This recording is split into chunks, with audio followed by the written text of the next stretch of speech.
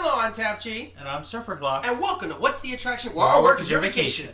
It's unavoidable. Sometimes, even when those smarty smart Imagineers at Disney and those smarty smart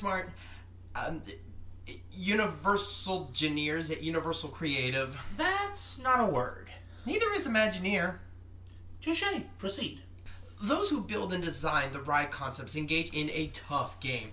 They are charged with creating the wickedly awesome rides and shows we love today. It's a hefty task. One you can't get in on just because you have a sweet DeviantArt account. Apparently. But the real tragedy of churning out so many ideas, both awesome and not so awesome, some of them are going to be denied for one reason or another. So we actually did some research and looked up some of the ideas that were explored at both Disney and Universal before they were ultimately dismissed. And by research, we mean found the concept art publicly available. Anyone can spread a rumor about a Birdemic ride or a Battlefield Earth show or The Room, a Tommy Wiseau musical extravaganza. But we found images of these 10 ideas we looked up, so we know these are legit. There is proof. We can see it. It is there. It exists. TAP-G. They exist in the dimension known as our physical reality. They exist on our plane of existence that you can verify on other sites with your own eyes. We are giving you the evidence. You are welcome to research it on your own if, for whatever reason, you don't believe us. TAP-G, they get it. Sorry, the president's lax perspective on the nature of fact has had me a little tense lately. No, not tense. You're actually pretty loose. What? I am? Call that an alternative fact. I took a risky gamble on that political joke. Yeah, let's wait until we get to the Hall of Presidents, or at least until we can get our underground bunker fully stocked. Should I just steer clear of... For now, yes. In the meantime, let's count down the top 10 attractions that might have been. Starting with... I can only imagine. Number 10. Dick Tracy's CrimeStoppers at Disney's Hollywood Studios. So he started the list. I waited patiently for him to turn to me and request I speak. But what he didn't know was I was onto him. Onto him like... I said Dick Tracy, not Tap Gracie. Dick Tracy?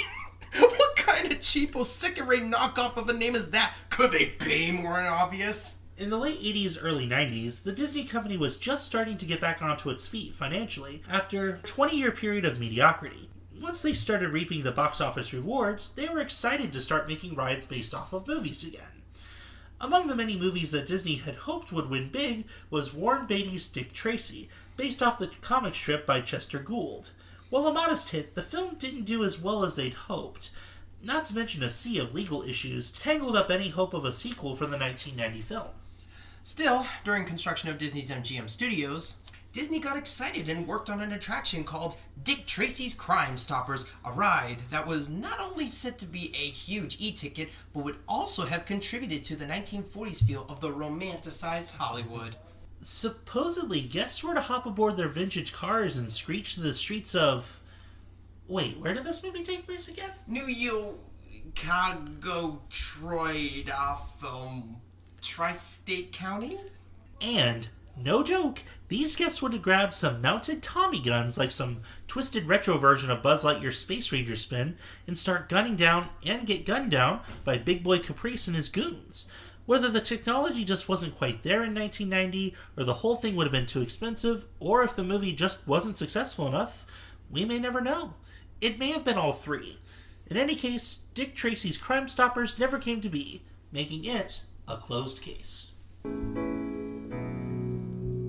I can only imagine. Number 9. The Japanese bullet train ride at Epcot.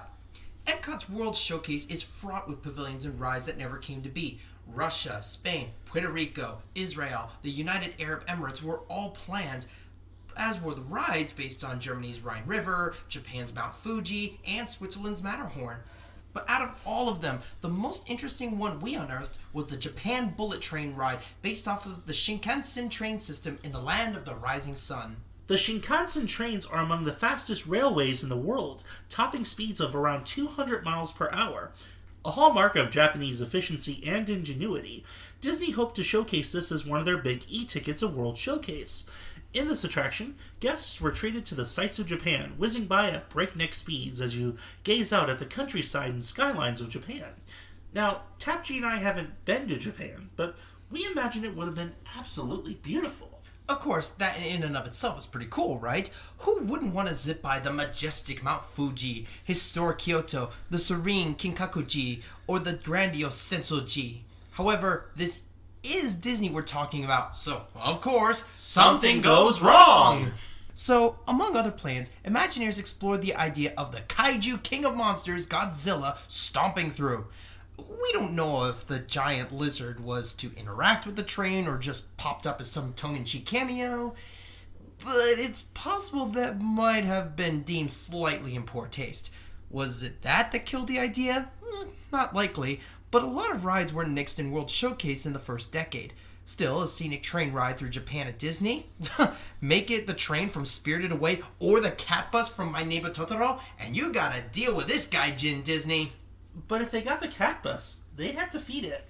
That could get expensive. Why do you say that? That's a lot of fish. Oh, I see what you did there. Admit it, I'm rubbing off on you. I can only imagine. Number 8. Western River Expedition at the Magic Kingdom. Long before the Pirates of the Caribbean pillaged, plundered, rifled, and looted, Drink up, me hearty's a hole. Disney had zero plans to add the Buccaneers to the brand new Adventureland back in 1971. But former animator and Imagineer Mark Davis, who developed the sight gags in The Haunted Mansion, Country Bears, Jungle Cruise, as well as Pirates, was tapped to design a ride similar to Pirates but about the Wild West. As you'd coast through the desert, in a river, Must be monsoon season. and you ride through several mining towns, you see cowboys doing all sorts of shenanigans. Well, shenanigans you might imagine a bunch of slosh desperados would be doing if their actions were planned out by a PG-rated committee anyway. But lest we forget, this was also the late 60s. Many of the gags featured stereotypical but not quite mean-spirited jokes featuring Injuns doing... I don't know, look up any vintage Looney Tunes cartoons, you'll see what I mean. Though I think the drunk one talking to the tobacco store wooden Indian was probably the least necessary. Like we said, the idea got scrapped when the public demanded a Pirates ride just like the one in California, and Disney decided to choose to listen to them. The first and last time that ever happened.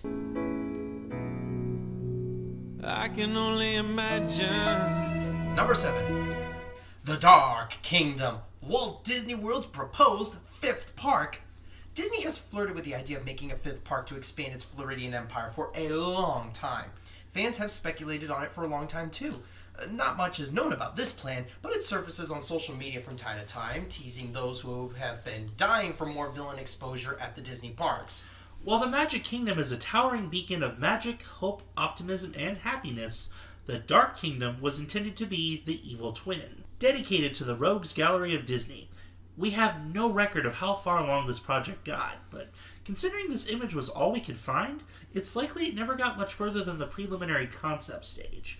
But go on, just imagine a park, an entire park, dedicated to the debauchery and deviousness of the bad guys. Like we talked about in our last episode, it could have been an awesome place, but it's possible it got nixed by the higher-ups for failing to really sell Disney's family-friendly appeal. It's a hard sell by Disney since Universal does what Disney don't. A for effort, Chief. I can only imagine. Number 6. Hotel Mel at Disney's Hollywood Studios. If there's one mention Hollywood that's made us laugh at Nazis, it's the incomparable Mel Brooks. Through laughter, he's destroyed the boundaries of race, religion, and sex. At least, I assume. Assume away. But when it comes to Disney, Mel Brooks may be as well suited as Robin Hood with an American accent. But Michael Eisner was eager to utilize any and all celebrities he could network with at his new Disney-MGM Studios park, from Robin Williams to Chevy Chase, Martin Short to Walter Cronkite. But it didn't stop there. Also, as an attempt to make Disney cool, Eisner contacted his Druish butt and asked him to be a smarty to come and join the Disney party. Not to mention, this was yet another project where Disney wanted to delve into something scary in the sparsely filled Disney-MGM studio park. Various ideas came and went, from a tour through a haunted movie set of Mel Brooks' latest movie to a riding through the set of Young Frankenstein. But that was part of the problem. For all the ideas that came and went, there wasn't much of a consensus that was reached. Ultimately, the idea was dropped and Mel left the project. Whether or not it involved crashing through several movie sets in an all-out brawl, we may never know. But what happened to the ride itself? While the ride never came to be, the notion of a dark, spooky hotel persevered. In fact, you could say they were on a mission to break out a new e-ticket. Dude, too soon. And as such, some rewrites later, they switched out Mel Brooks for Rod Serling, and it became The Twilight Zone, a Tower of Terror. Maybe one day we'll see the Jewish comedian in a Disney ride, but for now, at least we can say we got the Tower of Terror as a trade-off. Not a bad gig. I can only imagine. Number 5. The Excavator. Okay, here's a game for you. Let's say you have to design a theme park about dinosaurs. Oh, sure, you could base one off a Triceratops or whatever, but then just theme it over a spinner or a carousel. But I mean, a bunch of themed rides. The problem with using dinosaurs is part of the thrill is seeing these ancient, massive creatures no human has ever encountered. That's why Dinosaur and Jurassic Park River Adventure focus on this gimmick. Once you do that for one ride, what are you left with? Basically attractions based on the ideas of dinosaurs already being dead. Huh? The Boneyard is about digging up dead dinosaurs. Chester and Hester's Dinorama is about a roadside attraction based on the extinct creatures. But what about Camp Jurassic? It doesn't count. My point is, Disney was on the right track when they explored the idea of a dinosaur dig site largely taken over by interns. This idea was explored in the Restaurantosaurus. But originally, plans were made to build a roller coaster through the bone-laden dig site of one of their digging machines. Kind of like a Big Thunder Mountain Railroad, but with more than one dino skeleton. Like a lot of other Animal Kingdom attractions, it probably got the axe as the park opened with as little as it did and failed to be built due to budgetary restrictions. That's why Dinosaur, originally Countdown to Extinction, was really the only dinosaur-themed ride until Chester and Hester's Dinorama moved in 2001. Can ya dig it? I'm better than that, aren't I? Not by much, no. I can only imagine. Number 4. Gotham Island at Universal's Islands of Adventure. Because I'm Batman! Okay, so the division of Marvel has been a thorn in every fanboy and fangirl side since the Marvel Cinematic Universe began in 2008. Let's make the Fantastic Four awful. Let's cancel Spectacular Spider-Man. Let's fight with Ryan Reynolds every step of the way on his Deadpool movie. Wolverine can't wear his yellow suit or be in the Avengers. No one wants to see a Black Widow movie. But long before the Universal Disney ownership issue concerning Marvel Superhero Island, history almost took a different path. Back in the early 90s, Universal Creative was doing a lot of shopping around for intellectual properties for their new park. At one point, they schmoozed with DC Comics to get the rights to Earth's Finest. Well, not so much the Justice League as a whole, so much as the Dark Knight of Gotham. Plans were drafted to create a whole island based on Batman and his rogues gallery, though sadly, not rock and roll, much to Linkara's chagrin. Lots of ideas were made, especially since this was all done in the wake of the 1989 Tim Burton film. But arguably, the piece de resistance was Batwing, an inverted roller coaster where you flew around, track overhead, feet dangling, and had pyrotechnic-laden air battles. But it didn't stop here. The two coaster tracks were interwoven together, because you could choose to fly either Batman's miniature gliders or the Penguin's bird-themed gliders. Yeesh, Penguins, how corny can you get? If that sounds as plausible as some mythical creature like a dragon or something, I challenge you to prove it so.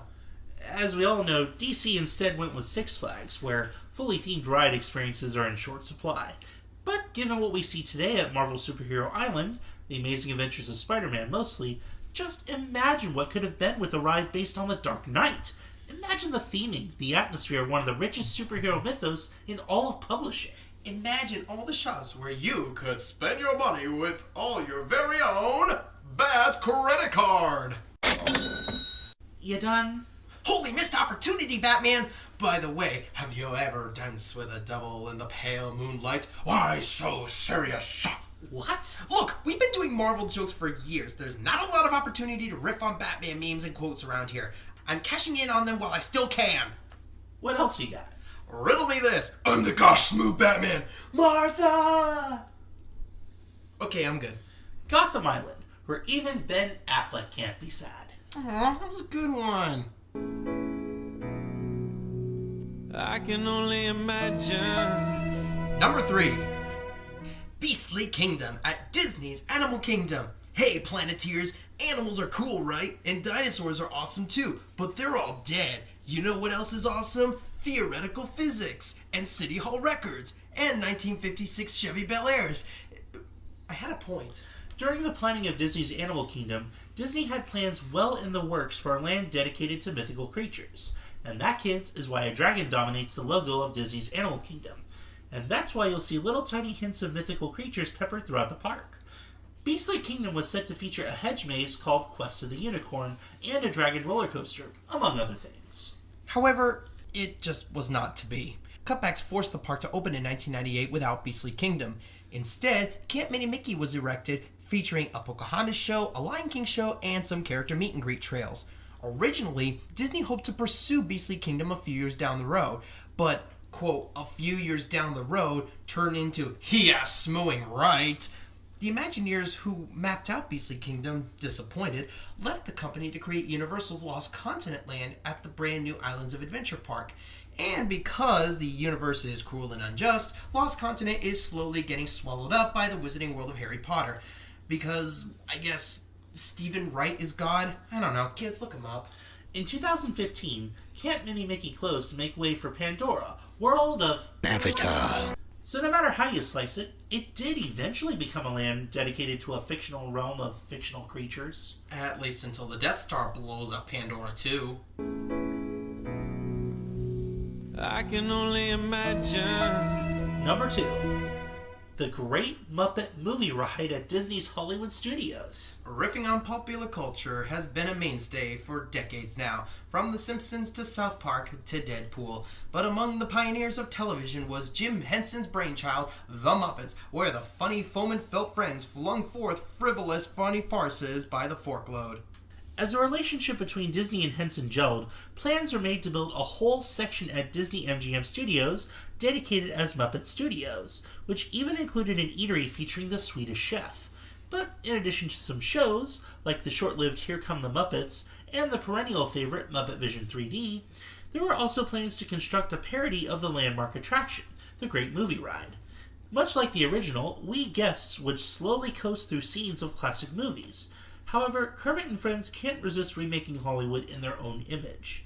Pictured here is the gang disastrously reenacting 1931's Frankenstein.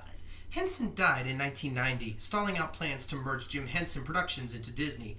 Plus, standard cutbacks in a park that was little more than one ride in like 10 shows when it opened probably contributed. But seriously, man, if we were to armchair Imagineer for a moment... No rights or anything getting in the way? Nope. Like an all-female Ghostbusters starring Miss Piggy, Janice, and... Or Citizen Kane, where running a newspaper and running for office is a salute to all nations, but mostly America. Or Fiddler on the Roof, while juggling flaming chainsaws. A great guns of spectacular! Captain America Civil War, where genius Dr. Bunsen Honeydew and Patriot Sam Eagle fight in an airport. At the luggage carousel. Because their bags got mixed up. And Blues Brothers, a.k.a. their 2011 movie. Before we unveil our top pick, here are some honorable mentions. TAP-G, what's with the look? Some jerk with the camera was right. We are Watch Mojo. For these 3 honorables, we are unable to completely confirm their validity, so we place these guys in this category, and honestly, they are too cool not to share. First up, Mount Crumpet, a Matterhorn-type roller coaster at Universal Seuss Landing, in and out of the snow-capped crag, home to everyone's favorite Yuletide-hating grump. Now, pucker up and kiss it, Whoville! Tarzan's Roller Coaster, an immersively themed ride based off the famous tree surfing scenes from the 1999 animated movie. Rumors suggest it was to be rainforest not just in theme, but also had an educational slant. Universal Backlot Tour. Original plans for the Floridian counterpart to Universal Hollywood's included plans for the Hallmark attraction, the Backlot Tour. However, since no movie sets were pre-built and Michael Eisner may or may not have stolen the idea for his Hollywood theme park, the idea was dropped. And the number one idea that never happened is Roger Rabbit's Hollywood at Disney's Hollywood Studios. Those of you our age and older remember a time where Roger Rabbit was Disney's saving grace. Sure, with Stitch, Frozen, and Lion King, they took over the world too. But you have to understand, with Roger Rabbit, it was Disney's first genuine bona fide hit movie since Walt Disney died 20 years earlier. Of course they were going to overcompensate in the theme parks. Proposed as a mini land roughly where Rock and Roller Coaster sits today, the idea was, well, a Hollywood-type area similar to Maroon Cartoon Studios, complete with oversized cartoon props. Among other rides proposed were a Baby Herman's Buggy ride where guests would careen out of control through a hospital based on the short Tummy Trouble. Another was Toontown Trolley, shown here, where a simulator driven by the only other being less capable than Star Tours' Rex, Roger himself. The reason the land never materialized was due to licensing. Disney and the movie's co-producer, Amblin, could never agree on how to share the rights. The idea lost steam when Disney's animated renaissance overshadowed Roger Rabbit. Regardless, a year later, Disney's Hollywood Studios opened, and with the theme about the Hollywood that always was and never will be, because of that, the park featured several homages to the movie, like a billboard, the rabbit-shaped hole in the blinds above Hollywood and Vine, his handprints at the Great Movie Ride, and even a photo op of the Dipmobile. A deal between Disney and Steven Spielberg never came to terms, even though a sequel has supposedly been in the works for over 20 years now. To further the point, both made their own TV shows based on the idea of toons as actors in studios. For Amblin, it was Animaniacs. For Disney, it was Bonkers. In that, I mean the show was called Bonkers, not that it was Bonkers. Shutting up. But that wasn't it. Roger Rabbit's home of Toontown enabled Disney Imagineers to design a land where guests in Disneyland could reliably find a Mickey Mouse meet and greet, since before he just sort of floated from location to location. And of course, one of the rides planned for Roger Rabbit's Hollywood found its way to Mickey's Toontown, Roger Rabbit's Cartoon Spin, and thus the saga came to a close. So that's our top 10 attractions that might have been. Did we miss one of your favorites? Then by all means, please let us know! Hey, thanks for listening, everyone. Until next time, I'm SurferClock. And I really kill everybody's brother! And What's the Attraction? Where our work is your vacation. You didn't see anything.